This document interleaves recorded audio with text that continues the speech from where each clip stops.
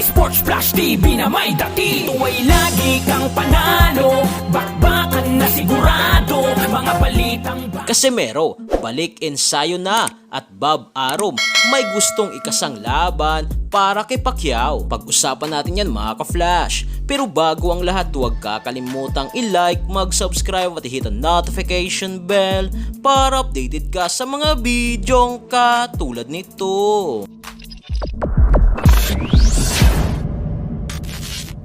Sa report nga po mga ka-flash ng boxing scene ay sinabi mismo ni Bob Arum ng Top Rank, dating promoter ni Only 8 Division World Champion Manny Pacquiao na gusto nitong ikasang laban sa pagitan ni Manny Pacquiao versus former undisputed champion Josh Taylor. Matatanda ang huling laban nga po mga ka-flash ni Taylor ay kontra kay Teofimo Lopez kung saan natalo ito via unanimous decision, na ngayon ay tinatarget nga po ni Taylor na umakyat sa mataas na division sa 147 pounds welterweight division na gusto nitong maging 2 division world champion.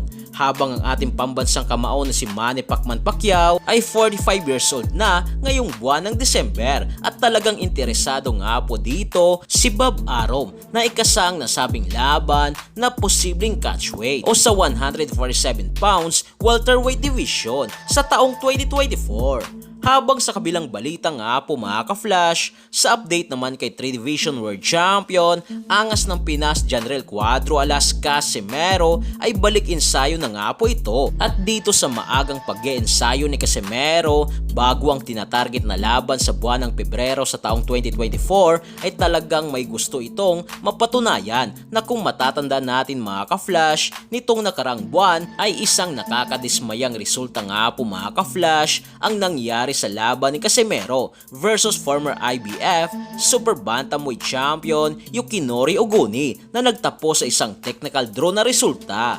Ayon nga po sa Team Casimero ay tuloy nga po ang balak nitong pag-e-ensayo sa bansang Amerika bago ang nakatakdang laban. Nagpapakita lang din ito mga ka-flash na dito sa muling pagbabalik ni Casimero sa ibabaw ng lona ay gusto na nitong magseryoso na kung sa laban ay hindi ito 100%, idagdag mo pa na sumama ang pakiramdam nito sa laban ay ngayon naman ay sinisigurado nga po ng Team Casimero pati na ng promoter nito na si Masayoke Eto na lalaban si Casimero sa ibabaw ng lona na 100% na muli daw nating makikita ang dating Casimero na pinapabagsak o pinapatulog ang kalaban bago matapos ang round 3. Sa ngayon mga ka-flash ay wala pa namang kumpirmado sa kung sino ang susunod na makakalaban ni Casimero, pero ayon sa Team Casimero, itong araw ay isa sa tatlo na sina Murodjon Akhmadaliev, Sam Goodman at Rais Alem.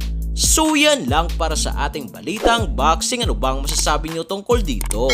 Para sa inyong komento at reaksyon ay komento nyo na sa baba. Hanggang sa muli, ito ang The Sports Flash TV. Sports Flash TV na may dati. Tuwa'y lagi kang panalo, bakbakan na sigurado, mga balitang boxing. Dito laging bago, balitang boxing, laban na kasado.